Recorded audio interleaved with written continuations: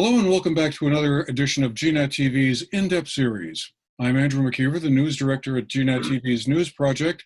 It's a pleasure to have you with us today on Monday, August 3rd. It's also a great pleasure to be joined in our Zoom room here by three local educators, leaders of some of the area's independent schools, who are here to talk about their plans for how they're going to reopen their schools come this fall. As we all know, it's going to be a bit of a different back-to-school experience for just about everybody, I think it's fair to say, this year compared to other years. And so we'll be interested to hear what these folks have to tell us and share with us about how that's all going to happen. With us today is Mark Tashjian, who is the headmaster of Burr and Burton Academy. Seth Linfield is the head of school of Long Trail School, and Mikheev is the head of school of Maple Street School. And folks, thanks again for making the time out of what I know are some very busy schedules to bring us up to speed on what's going to be happening come September when the school bells start to ring again. Cricket, would you like to get us started here and tell us what the plan is going to be for Maple Street? Sure. At Maple Street, we have three different modes of learning that we're planning for this year. We're planning for on-campus learning, which is students on campus with teachers doing in-person learning. We're also planning for hybrid learning, which is students learning both synchronously and asynchronously from home. And then we're planning for distance learning. We're hoping to start the year in on-campus and hybrid learning. Our teachers are really excited to be back at school with students. They really miss seeing them, and we know that for the younger learners, building those relationships for learning in person is really, really important. But we also have families who have family members who are immunocompromised or who need to be learning from home. So right from the beginning of the year, we're going to be having that as an option as well. We've been doing a lot of work on our outdoor classroom. We have 21 acres of protected woodland and meadows. So we have been developing those sites over the summer, and those are going to be great spaces because we really hope to be learning outside as much as possible for as long as we can. Okay, well, Seth, what's going to be the story up at Long Trail? We are ready to go, and we will be ready on Tuesday, September 8th. Our primary mode of instruction will be live, in person. We've spent and invested over the summer in our physical spaces in order to be able to distance in our ventilation. We're going to also be using our outside grounds as much as possible as well. We do have an option called Additional Best Beginning Anywhere, or ABBA, so that students and families can elect to participate by distance learning from the outset. We expect some families and students to pick that, but we're going to start September 8th. The first 2 weeks, we're going to alternate high school, then middle school, high school, middle school, and then beginning on Monday, September 21, we look forward to all of our grades. Our teachers are excited. Everybody's been preparing and just ready to go, excited. All right. Well, Mark, what's going to be happening over at Burr and Burton? So we're going to be doing a ramp up. We're starting, and we're working on the dates right now. We're adjusting our dates in light of the governor's executive order that school instruction cannot begin until September 8th. But prior to that, we're planning what will look like probably a week of ramp up orientation. We're going to bring our entire 9th grade on campus for probably 3 days, just to get them assimilated and connected, because our entire 9th grade is new. So we'll have half days for them, and they'll meet their teachers, and they'll get oriented in our safety procedures. Then we'll bring sophomores, juniors, and seniors each on campus for half a day, and to do the same thing. And then we'll also bring our what is looking to be a larger and larger number of new students in 10th through 12th grade. We're seeing quite an increase in activity in that area with families relocating to this area. So those new students will also have a half a day of orientation. And then come September 8th, we'll be launching in a 50% hybrid mode. So we're dividing the alphabet, and on any given day, half our students will be in class on the ground, and the other half will be tying in remotely. We've outfitted all our classrooms with video conferencing capabilities so that if you're not there on any given day, you're able to tap in remotely and have what we think is a good experience and a good connection. Additionally, for those families who feel like they want to go fully remote, those students would obviously have the option to be able to just tie in remotely every day rather than take their in-person day as assigned. So we're trying to manage that. And then our hope is, as we develop the culture of the school, and I hope see all of our safety procedures become fully a part of the community. We'd like to be able to go to 100% population and still manage our classroom population density, so that no classroom has more than it can fit with a 6-foot protective zone, if you will, 6-foot spacing between students. I was wondering if you could all talk a little bit about the remote learning you're planning on doing. I mean, it seems like the assessment of how things worked out towards the end of the last school year, back in March, was that there was a real struggle to get the remote learning as part of it up and running effectively. Now that you've had a couple of months anyway to kind of work through that, I guess I just wondered what takeaways are you bringing into the start of this school year from your experience last spring, when getting something as complicated as remote learning up and running, like literally overnight, must have been very challenging. So can I just say first, and I suspect that Seth and Cricket will agree, I actually have some firsthand knowledge on some of the other schools, but remote learning doesn't have to be bad. And I think that all three of our schools took very seriously the notion of continuing the relationships that were built during the course of the school year, and continuing them online and continuing with the direction of the curriculum. So I think in our case, certainly, and I think in probably Long Trails and Maple Streets as well, it was less a jarring transition than in some other schools where the switch went off and then the kids went home, and there was really nothing for quite some time until the governor created this executive order saying you have to have something in place. So we did not experience that gap. We shut the switch off, I want to say on a Monday evening. I made the call that we were going to go to remote, and Thursday of that same week, we had our schedule revised, and students were all prepared, and they had all tested the technology. So there was largely a good experience. But your question of what lessons did we learn, one lesson is it can be done well. And another lesson is that it's not as good as being in person. So we want to be in person if at all possible. It's not a substitute, but it was really good for continuing the momentum that I think all of our schools had at that point in the school year.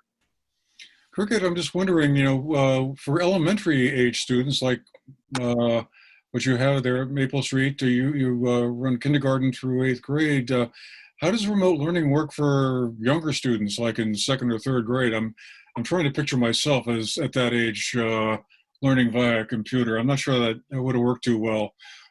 Absolutely. We have different schedules based on different developmental levels. So we know that a kindergartner doesn't have the same attention span for learning on Zoom as does an 8th grader. So what we did when we were in distance learning in the spring, and we're looking on enhancing this model for the upcoming year, is it was a half an hour of full group instruction every day. And then the teachers met individually with students. to catch up on their work, to see what they could do to stretch their learning, to really talk, to continue their relationships, and to make sure that our kids were learning. The 5th through 8th graders had a more regular schedule of classes, and we actually did some research on how our kids were doing. We worked with Sunya Luthar, who's a researcher with Authentic Connections, and we did a student resilience survey. And what we found, it was just for our 6th to 8th graders, we found that our kids, because they felt so connected to school, were reporting significantly lower levels of depression and anxiety than were kids nationally. And they all reported feeling like they were learning. And so this was really great feedback, because I think as the adults, the system looked really jarring and really new and unexpected, but the kids knew what to do. They had these relationships in place. They had their learning goals. They knew what they were doing. And the shift was really, as Mark was saying, it was seamless is a really strong word, but it was a smooth transition. And, you know, we found out when kids were having a hard time, the teachers just checked in with them. And what we've learned and what we're planning to do more in the coming years to have more time for individual consultation, K through 8, because what our kids reported was that they really missed individual conversations with teachers. So we've taken what we did in the past and we're learning from it and trying to make it better. But I think having feedback from students and from teachers has been really essential for helping us reiterate our program to come up with something that's going to be even better than it was in the spring. And Seth, what's your feeling about the remote learning for the going to be like for this fall? Paradoxically, two aspects that characterize Long Trail learning are smaller class sizes, which also includes deep relationships with teachers, and our emphasis on project-based learning, both help with the distance learning and make it somewhat smoother to come back to live on-campus learning. So we also did not experience the same sense of distinction that you sometimes hear about, but there are lessons to be learned. Our teachers have invested a lot in professional development for distance learning because we know that we'll be pivoting. We know that things will change over the course of the time until a vaccine is developed. And part of it is to include this project-based learning throughout all of the different platforms. Is there, what happens if one student turns up positive? Is that a trigger point where you have to say, okay, we have to like go to plan B here, or does there need to be kind of more than just one student testing positively before you feel like the need to go into a different plan? I'll say, you know, it's all part of plan A in our case, and we have to be ready for that, and we have to be ready to respond to it. So, you know, if we have a student or a faculty member that gets sick, that gets COVID-19, you know, we will immediately go to remote learning until we understand the situation. We want to go to remote learning. We'll do intensive cleaning, and we'll understand whether it's an isolated case or this is one case that's part of an outbreak. No matter what, I think we all, including everyone in this community, has a desire and a responsibility to suppress whatever comes our way if something pops up. That's our quickest way back to normalcy. So I would expect us to shut down, and then, you know, if it need be, we'd be remote for some period of time, you know, but I think it would be a finite period of time as we go into this school year, as opposed to what became quite extended when everyone shut down in March. So I would expect an immediate reaction. We size up the situation, and then if we as a community need to suppress the virus, and when I say we, I don't just mean our schools, I mean our businesses. If we have a coordinated shutdown strategy to suppress the spread of the virus, then we work in coordinated fashion, and it might be a 2-week shutdown, and then, as the governor likes to say, you start turning the spigot back up. A quarter turn at a time. Quarter turn at a time, right? This is an area where there's been guidance and from the Vermont Department of Health, and they've been working with all of our schools. And what happens upon a positive case or symptoms in particular does depend upon testing and tracing, and that will depend upon how we calibrate the reaction. We've said to our community, as painful as it is that it's not a question of if, but when. And when the when comes, then we do test and trace and determine our response based on that. And is that the same over at Maple Street as well, Cricket? It is. I think because we're all working really closely with the state and with our COVID coordinators, we all are getting very similar information and working from the same framework. I think another really important point in all of this is the wellness checks that we're all going to be doing every morning. Before anyone enters the building, we're going to be taking temperatures, and we're going to be going through a list of questions to make sure that kids are healthy. Again, there is no risk mitigation system that's 100%, but I think, as Mark was saying, when the whole community is working together, and when we stay home if we have the sniffles or a sore throat, we can all really work together to keep each other as healthy as we can. Do any of you anticipate any issues with kids wearing face masks or maintaining social distancing or washing their hands often? Is that, I mean, we've heard occasional anecdotal stories of people out in the community over the summer, kind of not being quite as excited as they might have been about wearing a face mask. Occasional anecdotal stories we've heard, have we? This is all about the social contract. For our families, we're giving to each of our families a Bluetooth thermometer that will take the temperature and ask certain CDC-derived questions before anyone gets on the bus or comes to school in any other way. And we're actually going to have a written affirmation of the implicit social contract to make it express. It all depends upon the voluntary compliance and election of our students and families to participate in both our school community and the wider community that both Mark and Cricket have been referring to as well. What about things like extracurricular activities and sports? And are they going to be basically put on hold for the time being, or are you going to try and find a way to keep those sorts of things going on? So the Vermont Principals Association is still working on determining what's going to happen with the sports seasons. The biggest factor that determines what you can do is the community infection rate, which right now is 0, and that's wonderful. And if it's 0, we can play, maybe all sports, but obviously different sports have different contact profiles, and so that's what the VPA is working on right now. I don't know where they're going to come out. We're ready to have certainly ready to have an athletic program, and if we're able to, we would love to compete with other schools as long as it can be done in a safe way. If it can't be done in a safe way, I'd love to have an intramural athletic program, divide into various teams, green and gold, and have real bona fide competition, again, as long as it can be done safely.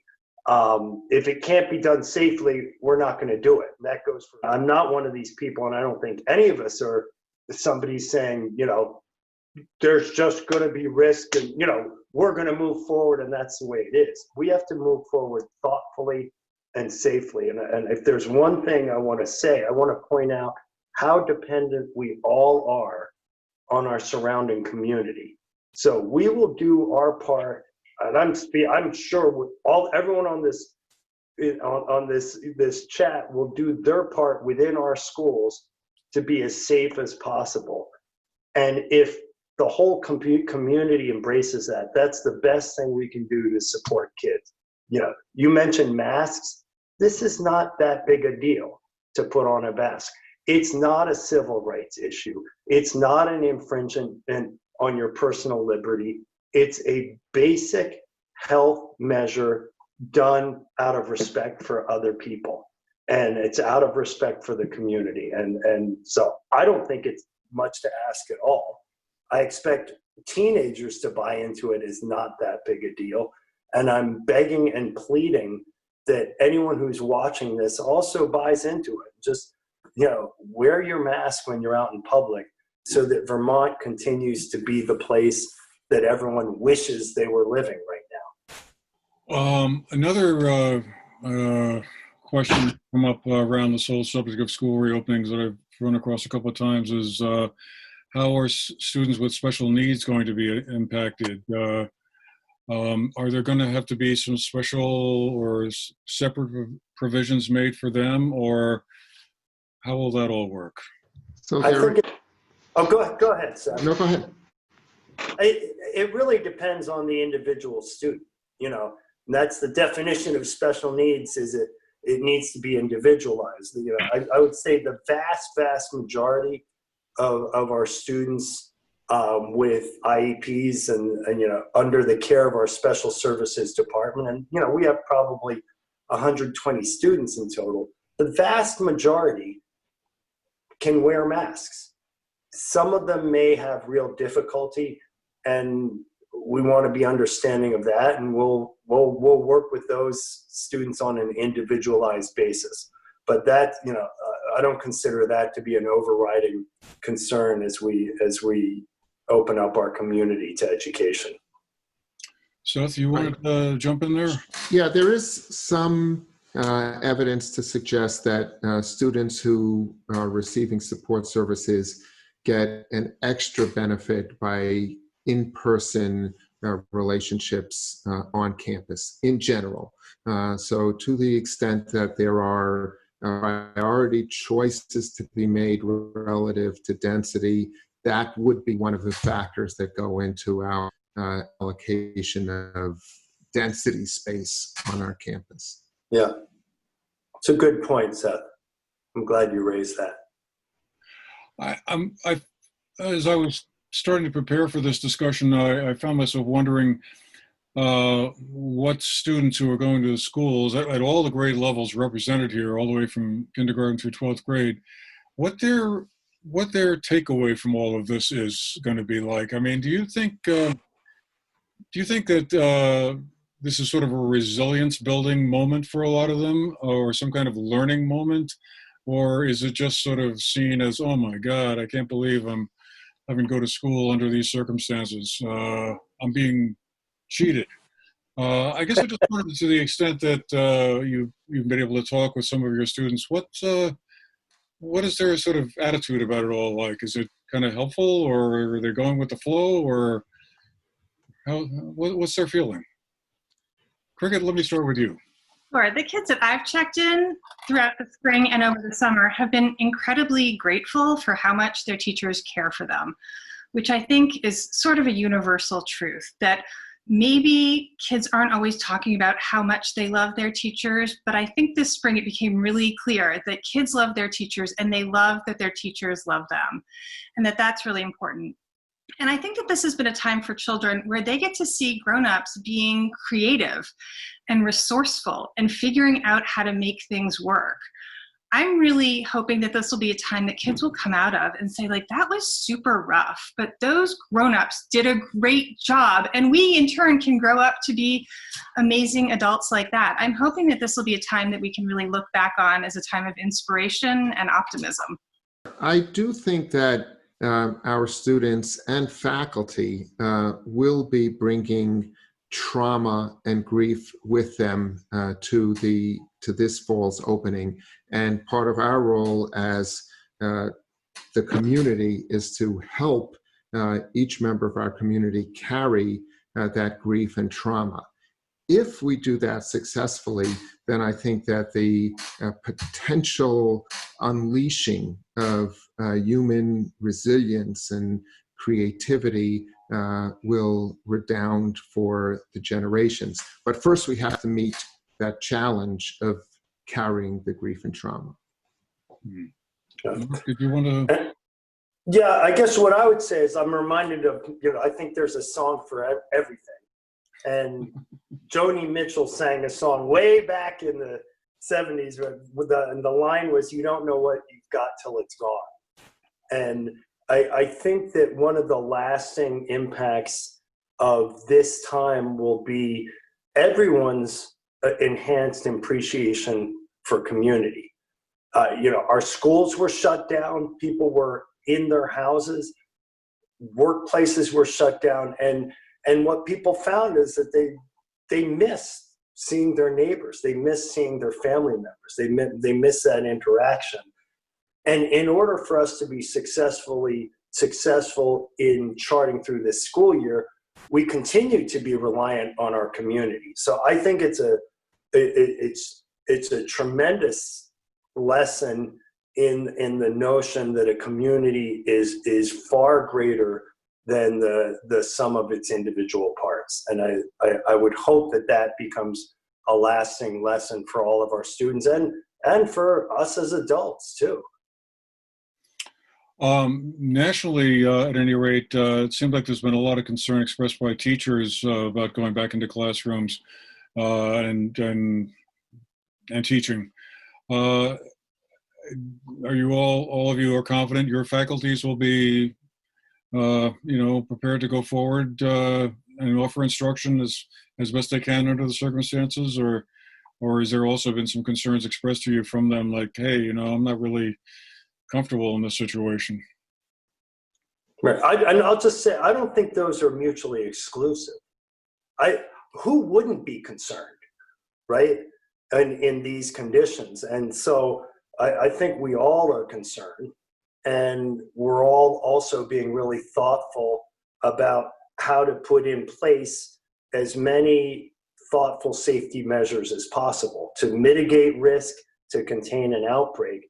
And, what I'm hearing overwhelmingly from teachers in this community, including Maple Street teachers and Long Trail teachers, is both that concern and also a recognition that right now it's, concerned or not, it's actually a good time to get back at it. I think our responsibilities as school heads, first and foremost, is to ensure the safety of our community. And I hope that there's trust that we will not, we're not going to ride into the storm and put people's lives at risk. For us, our teachers have actively participated in all of our planning for opening. So I will echo what Mark is saying, is that it's both reasonable to be concerned, and it's part of our intentionality in our calling to meet those concerns head on and envelop them within our plans. And Cricket, I guess we'll let you have the last word on this one. Oh, that's a big one. I think to echo the points that both Seth and Mark made, I think teachers care a lot about their health, they care a lot about their students' health, and they care about everybody's well-being.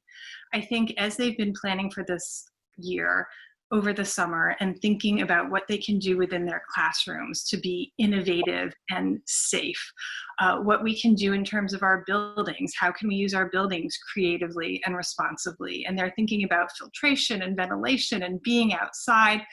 They're really engaging in a thoughtful process that I think, again, is always holding the students at the center of the decision making. And I have huge respect for that.